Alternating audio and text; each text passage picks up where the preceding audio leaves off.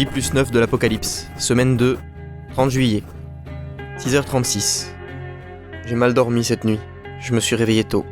Finalement, tout le monde n'est pas mort et paradoxalement ça me fait chier. Pour résumer, un survivant, je suppose que c'est le nom à utiliser au vu des circonstances. Enfin, un mec, avec un fusil de chasse, a essayé d'entrer par la porte du rez-de-chaussée. Il tentait d'échapper à une meute de zombies. Je suppose là aussi que c'est le terme de rigueur. Bref, le mec a tiré, s'est fait bouffer, il est mort. Et moi, j'ai un nouveau fusil. Une chance qu'il n'ait pas eu l'idée de forcer la serrure avec une balle. Parce qu'entre les bruits des coups de feu et de ses cris, je ne pense pas être le seul à avoir été réveillé. 15h. J'avais raison. Je redescends à peine du toit. Ce matin, il y en avait 10. Maintenant, une trentaine, et j'en attends d'autres. Une chance que j'habite en forêt. Avec les montagnes aux alentours, le son se répand peut-être mieux, mais il est aussi plus dur à localiser. C'est sûrement pour ça qu'il en est venu si peu. Enfin, si j'ose dire. Cela dit, j'habite au 2e étage.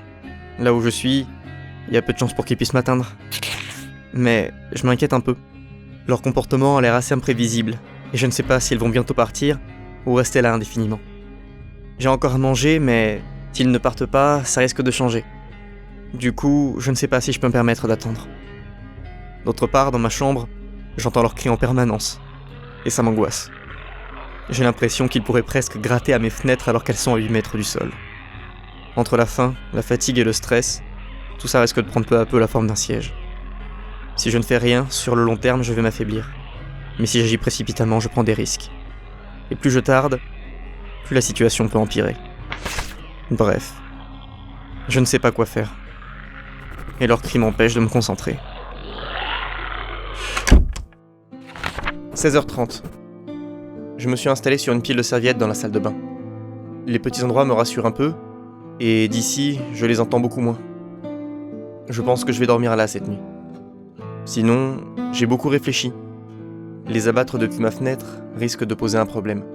Déjà, parce qu'avec le fusil, je n'ai pu récupérer que 5 balles. Même s'il a l'air assez précis, et qu'en termes de puissance, il serait clairement suffisant pour tuer, non seulement je n'ai pas assez de munitions, mais en plus, pour chaque créature que j'abattrais, j'en ferais venir au moins 10 autres. J'ai aussi essayé de leur lancer des trucs, en espérant leur faire quelque chose, mais j'arrive à peine à être assez précis, et c'est bruyant. Du coup, il ne me reste plus qu'une option. Mais ça risque d'être compliqué.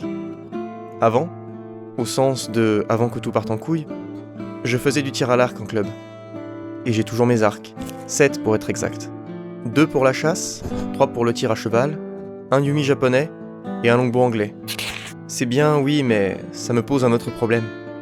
Je n'ai jamais tiré sur un homme avant. Et sans parler du courage de le faire, je ne sais pas à partir de quelle puissance une flèche peut traverser un crâne. Et plus généralement, je ne sais même pas ce qui est mortel pour eux. De ce que j'ai vu, une chaise lâchée d'une hauteur de 8 mètres n'a pas l'air de leur faire grand chose. En plus, depuis ma fenêtre, je ne suis pas très à l'aise pour placer un tir. Du coup, si je veux pouvoir tirer une flèche, je serai obligé de sortir. Et si je fais ça, et que mon arc le plus puissant n'est pas suffisant pour les abattre, je vais mourir.